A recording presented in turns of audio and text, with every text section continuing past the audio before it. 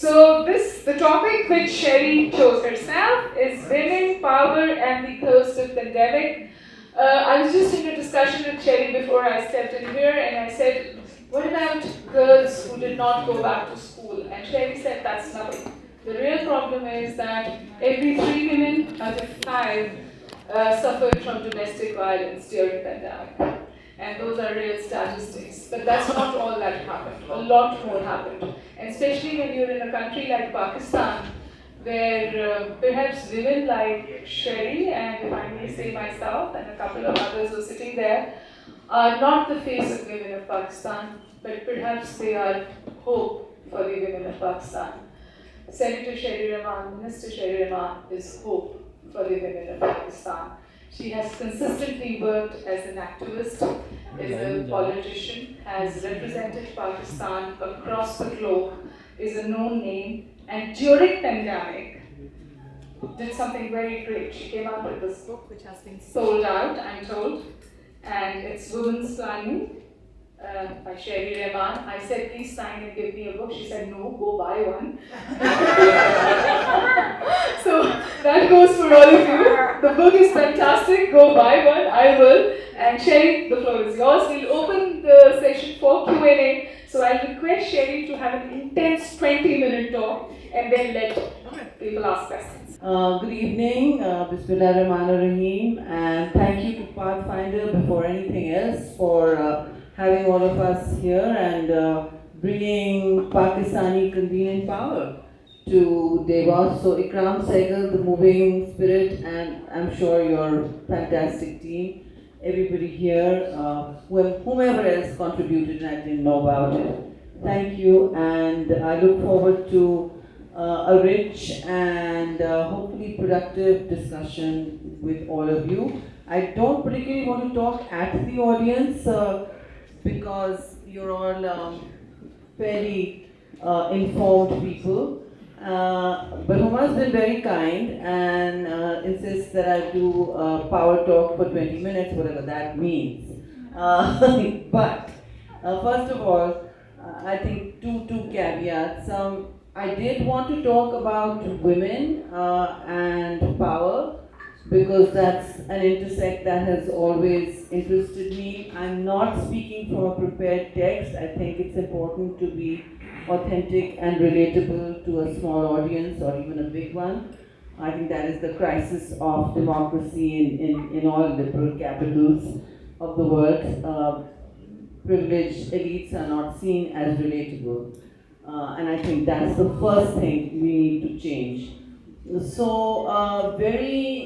with your permission, I'd like to say that why I said the ghost of the pandemic was because Ikram initially asked me to speak about women and health, which is an old fruit we can all talk about. But to link it to contemporary realities and the global transitions we're going through, so that went a little short. The only thing I'd actually written down was the title, and the next bit is, it is vulnerability in the age of global transitions. So I don't only want to speak about Pakistani women. The statistic I shared in terms of abuse and domestic violence and abuse was a global one. It's not something you read about. It's not something you every day hear about, but it was shared at a Women in the World conference in the UK just at the beginning of the pandemic 2 years ago. And it was shared by a fairly, the pinnacle, it was by the Duchess of Cambridge, is not exactly on the fringes of activism, of side activism in the world. That's a mainstream actor over here.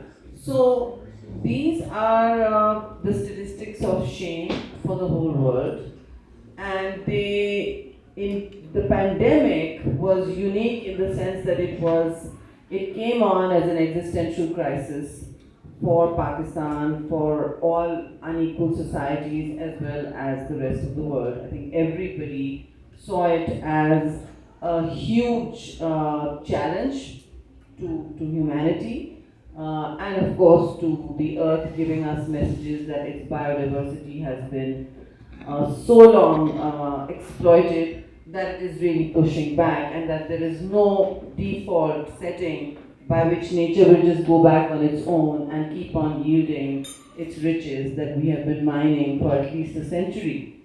And that is the age of the Anthropocene being the first century where humankind, and mostly mankind, women are less extractive, have just exploited fossil fuels, manufacturing, the Industrial Revolution, particularly the West, the big steel and coal mills, all of that, in the way they have reshaped our relationship with nature, the earth, with the flora, the fauna, and now, of course, how we perceive the climate.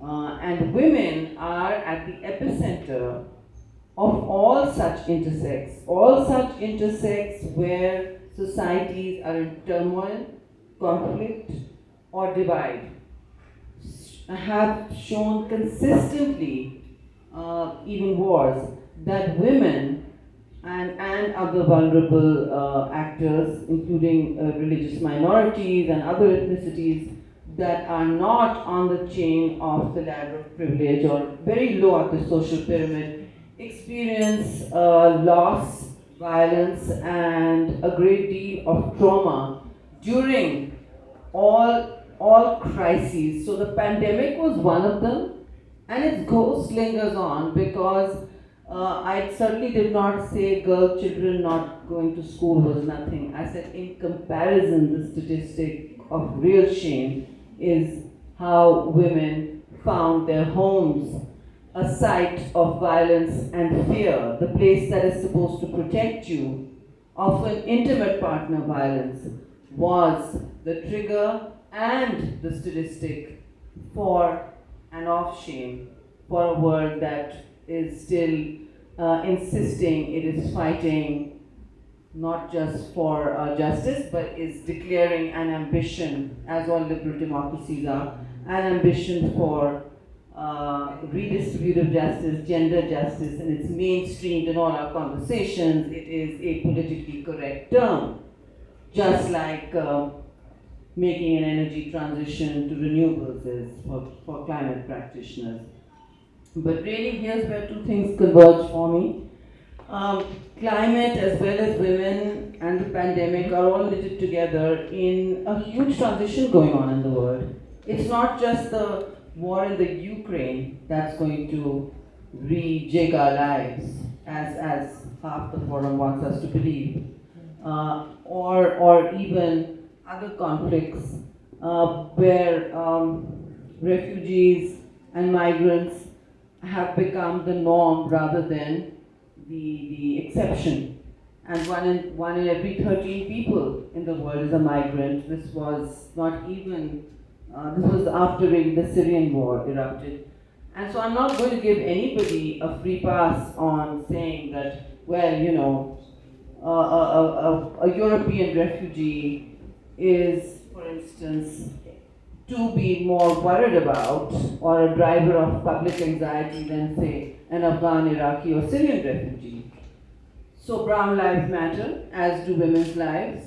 And what we were taught in all schools of public policy and the history and engagement with liberal democracy was that it was seeking not just redistributive justice, but also the value system was supposed to be the leveling of social and other pyramids. That includes patriarchies, it includes inequalities and injustices done in the name of geopolitics or grand strategy all over the world. And for those of us who don't speak out, well then expect to sit and, you know, boil up in front of the TV, become, armchair critics, and then get on with it. Don't complain. Because everybody here is in a position of privilege. Davos itself is a seat of privilege. It's a seat of the corporate world coming together And yes, okay, a lot of backslapping goes on, but at least conversations that are raising the level of awareness to global problems, to existential inequalities are also being made. There is actually an equality lounge somewhere. I'm planning to go there. Next door. Next door. I look forward to it. So I think in its diversity, despite it being the 1%, the 1% of the 1%, it is, let's face it, and especially of the corporate world, it has to be given a constant and repeated message of taking responsibility, because it is not the vulnerable, the woman or the child or the refugee who is responsible. I don't want to call anybody a victim because that strips them of any agency, but that's what they are. And that strips people of autonomy to make decisions about their lives, their bodies, their, let alone their futures or access to education, opportunity. And yeah, we privilege stories of rags to riches stories, but those are exceptions. The structural norm is still an unglamorous, seamy side of human history, extraction, and now we're sitting in the antechamber of the climate apocalypse, and we're still mouthing words that take us quite far from telling it like it is. Because, ladies and gentlemen, you will hear net zero everywhere, but we are very far from net zero. That net zero requires a 1.5, a commitment to keeping temperatures not going above 1.5% at the pre-industrial level. That is what it is, and right now, any data, any climate science will tell you that we are not even close to that. 1 degree more or half a degree more by the end of the century will take you to X, Y, Z scenario. So you've all seen on live streaming or Netflix or Hollywood all the post-apocalypse movies. You know, when I was growing up, they were all about nuclear bombings and what happens to the world after a terrible nuclear Armageddon, if you like. And in that Armageddon, you saw a completely dystopic world. Well, now that Armageddon is being created by us in our everyday lives, in our carelessness to commons, to the global commons, to the Earth's resources, and how we continue to live carbon-intense lives. And at least my generation has done that. We have driven cars and flown planes, and we continue to do that without thinking and using water unthinkingly. These are resources drying up very fast. And we are now passing the torch of climate championship, women's leadership, all other such difficult propositions to the next generation. Because we did very little about it, on the whole. I'm not, there may be a room full of exceptions here. But, so that's what we're doing. We're passing on that burden and still blithely ignoring our responsibility to the future, even to the now. And look at the Pakistanis in the room. I want to specifically speak to the Pakistanis in the room on this one point. Are you aware that by 2025, by UN estimates, because we don't have any estimates, because we have not bothered to even estimate where we will be or plot our future or do some scientific modeling, by 2025, by UN standards, not 2035, 45, 55, some remote future where we can strike a bargain with inaction, we will be water scarce. That means you will be rationing water like Cape Town. And I think people need to wake up to that reality. And when you ration water, of course, the women will be the ones getting the water everywhere in the world. There's some scary statistics, of how far women walk every day in urban centers and in the fields and villages to be the nurturer who brings home the water. That's how it is. It's not always found in a tap in your bathroom. It's found in community wells and even in cities and under pressure where there's not enough water, whether it's Karachi or Mumbai. There is an underclass which is buying or getting water from community taps. It's the women who are fetching it. In Pakistan alone, women walk at least 2 to 4 kilometers at the minimum every day to get water, to fetch water. So I'm just trying to humanize the problem for you and for how any great crisis or transition, as we're conveniently calling it, impacts the vulnerable, the weak, the dispossessed, and those who have already been living with a terribly exploitative meta-structure, thank you, of the patriarchy. Now, nobody even talks about the patriarchy anymore. It was such a 1980s term when the women's movement was raging. It's just dead in the water. We just maybe speak about misogyny, but those are two different things. The patriarchy is a system which is bought into, where women have less seats at the table, where they speak less, where they're brought up to be graceful, which means you don't really push for your seat at the table, let alone the dining table or the scraps that are brought down to the girl child as she does not go to school, because if there are choices to be made, the males are privileged first. Whether it's for nutrition, access to healthcare, or going to school. For girls, it is seen as a privilege. For the boys, it is a necessity. That is how the world still is, and that, my friends, is called patriarchy.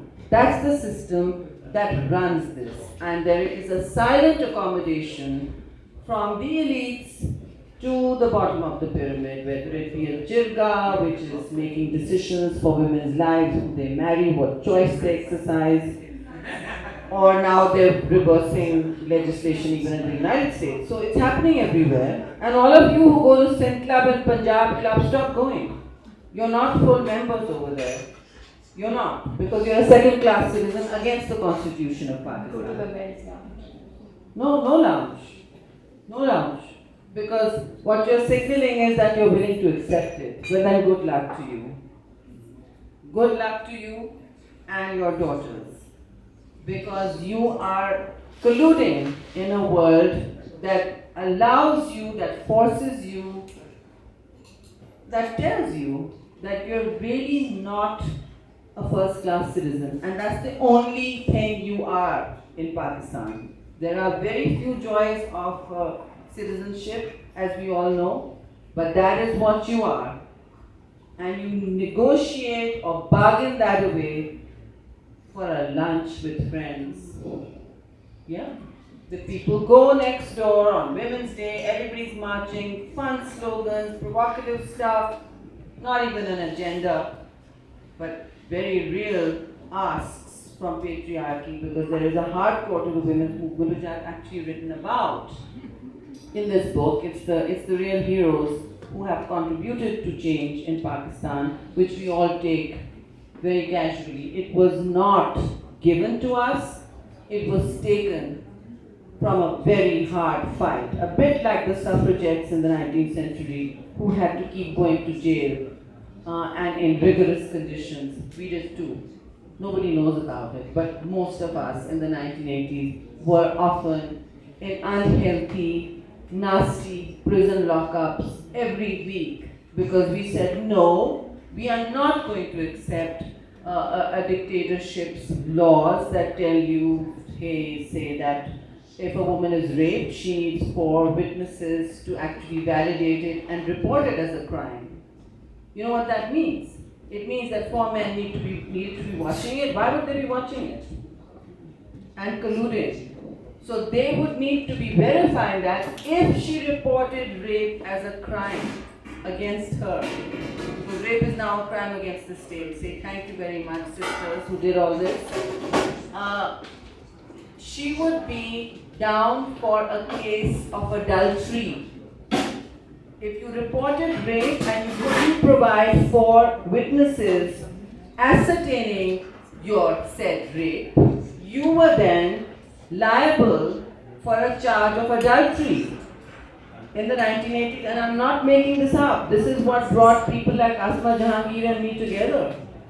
That's how we met on the street, and just by reading it in the papers. So, a little bit, we need to come out a little bit out of our comfort zone. I know elites don't like doing that. They give money at a big charity gala, and we appreciate that money. But I've done them myself because we've erected hospitals for women on that money.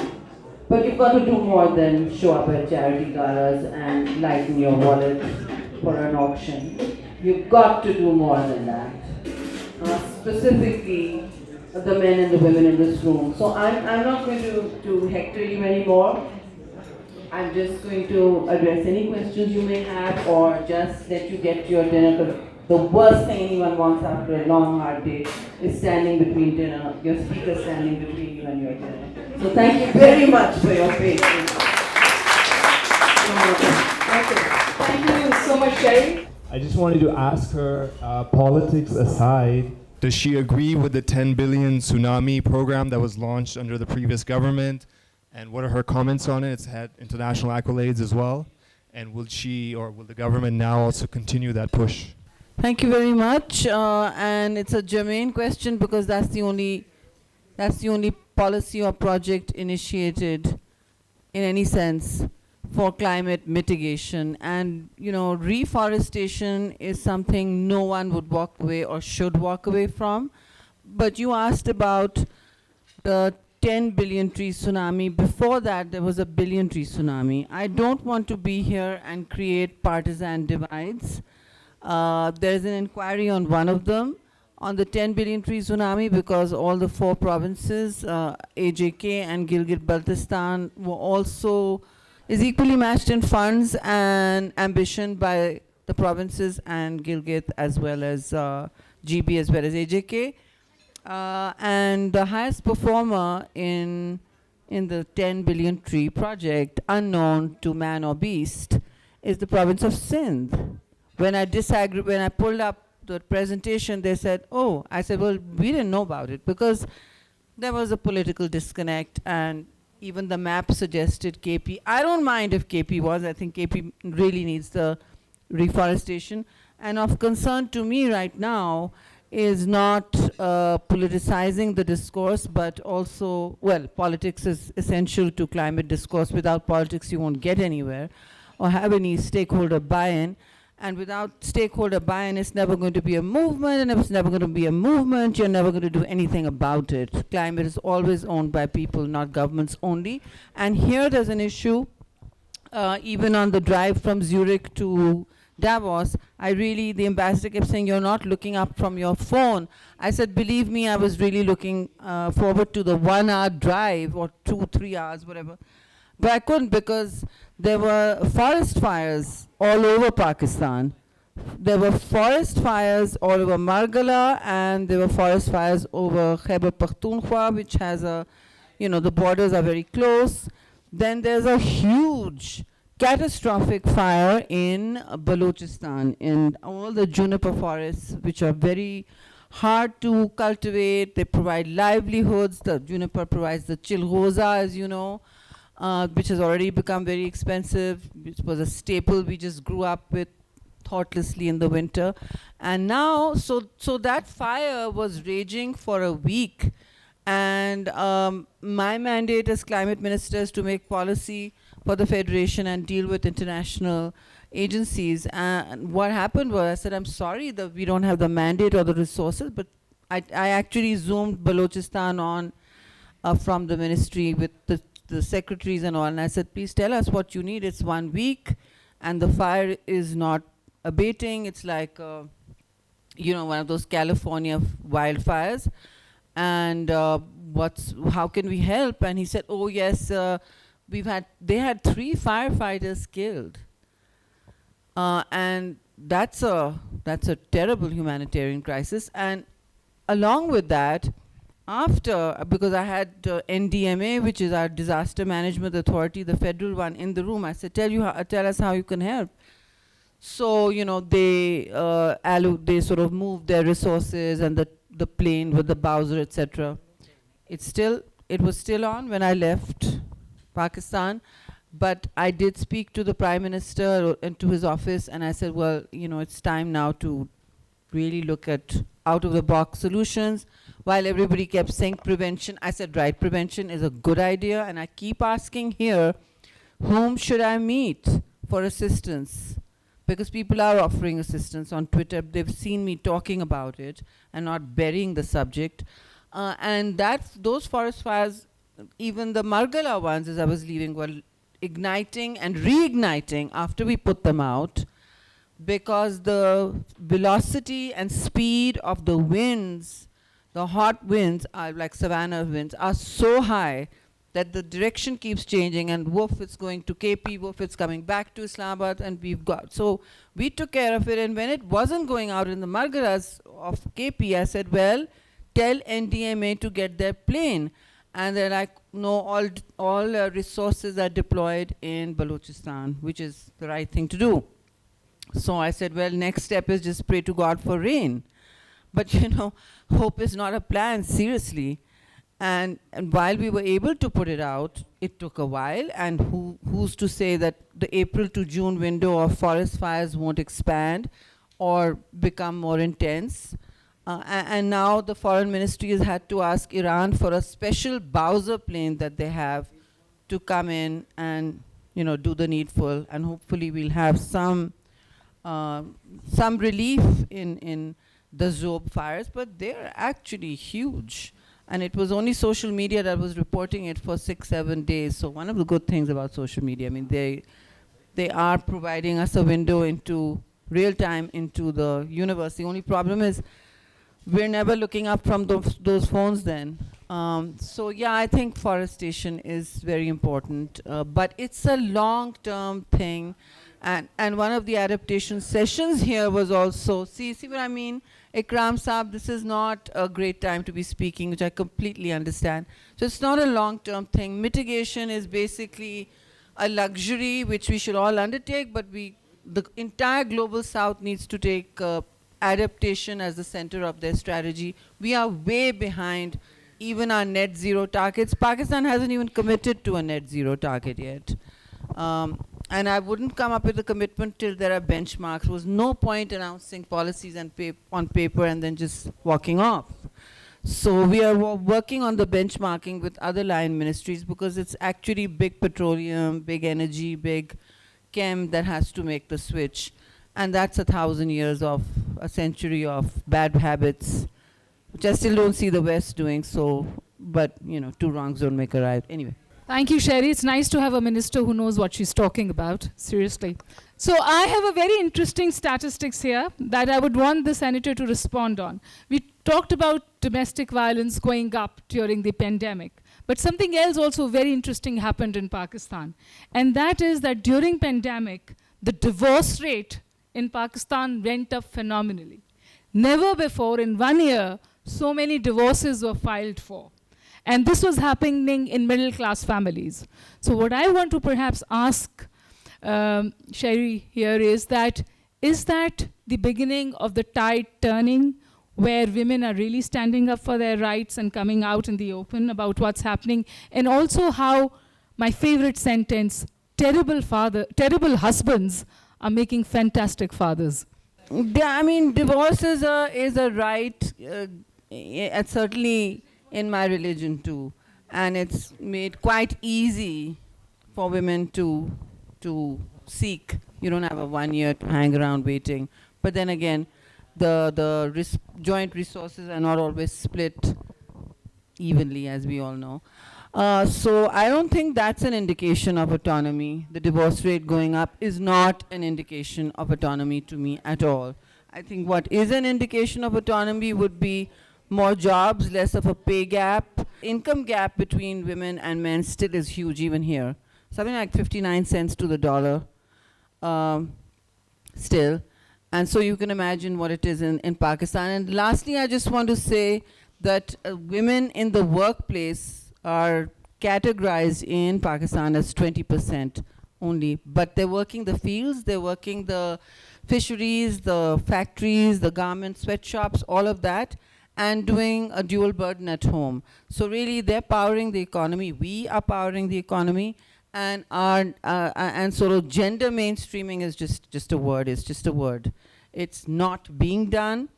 And you know, at the end of the day, there's no point hand-wringing. No one's going to do this for you. We're all just going to have to do it for ourselves. That's where we are. The whole business of autonomy pivots on choices people can make. I've been trying to pass a bill, a simple bill that says in the Federation, that for the center, that says women should have the right to choose who they marry or not be married off before 18, because they don't get a driver's license, you don't get to vote, you even go to juvenile prison until you're 18. But to marry, it's okay. You're allowed to marry, or asked to marry, or forced to marry, or coerced into a partnership you know nothing about. And women are not adults before they're 18 or even later, so neither are men. So that bill's not going through. It's gone through in the province of Sindh only. And once a law goes through, it's hard to adjudicate and you know, execute policy, but there it is, at least it's law. So if I'm being forced to marry somebody as opposed to divorce somebody before I'm 18, then at least my case will be registered as XYZ versus so-and-so, and the state is on your side. So laws make a difference. They give power.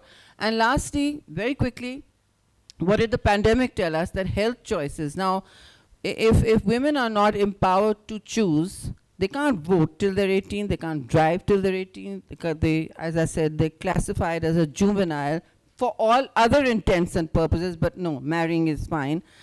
And a spin-off of that is that no health choices are available. So something like 40% of women have made health and reproductive health decisions, according to some international agency, 40 to 40 something.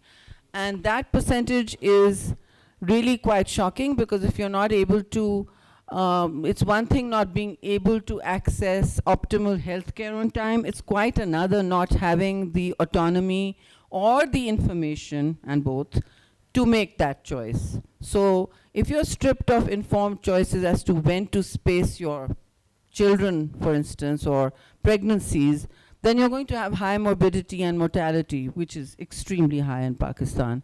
And not only that, I mean, not just structurally, it's an entire culture of women put into the service of childbearing, whether they are ready emotionally or their bodies are healthy enough to carry a child to full term, a healthy child to full term, and expect both to survive and, you know, be looked after and provided the nutrition they so need. So that's all linked to the choices made to marriage, and you have to make all sorts of arguments to get this kind of legislation passed. But it's still sitting it's been over a year now. It's still sitting around being discussed. What's to discuss, I ask, but there we are.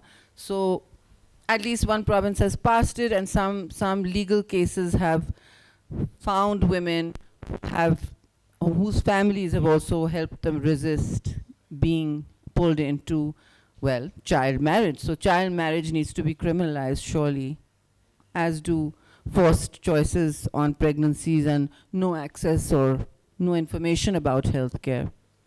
I hope, to me, that's a real crisis, not the divorces. Thank you. Thank you.